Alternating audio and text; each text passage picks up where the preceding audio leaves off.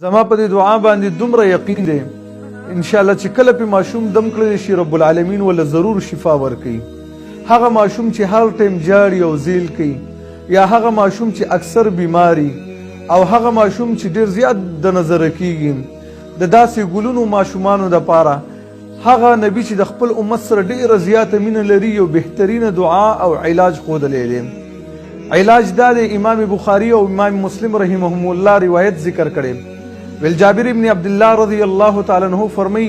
چې نبی کریم صلی الله علیه وسلم فرمای کله چې ماښام شي نو تاسو د خپل ماشومان بهر مه پرېږدئ فإن الشیطان ينتشر حینئذ ځکه ویل دغه ټیم کې شیطانان خورېږي نو چې شیطانان خواره شي نو ماشومان له بیا نقصان ورکوي د هغې د وجې نه هغه جاړي او زیل کوي یا کله شیطان په ماشوم باندې کینی نو هغه راګزار او دعا دا ده. امام بخاری رحمه الله روایت نقل کړی چې عبدالله ابن عباس رضی الله تعالی عنہ فرمایي نبی کریم صلی الله علیه وسلم خپل دوه نوسي حسن او حسین رضی الله عنهما په دغه دعا باندې بيدمول اعوذ بکلمات الله التامه من كل شیطان وهامه ومن كل عین لامه. او دا بیا ورته فرمایل چې ستاسو پلار چې ابراهیم علیه السلام دی هغه خپل دواړه زامن اسماعیل علیه السلام او اسحاق علیه السلام په دغه دعا باندې دمول.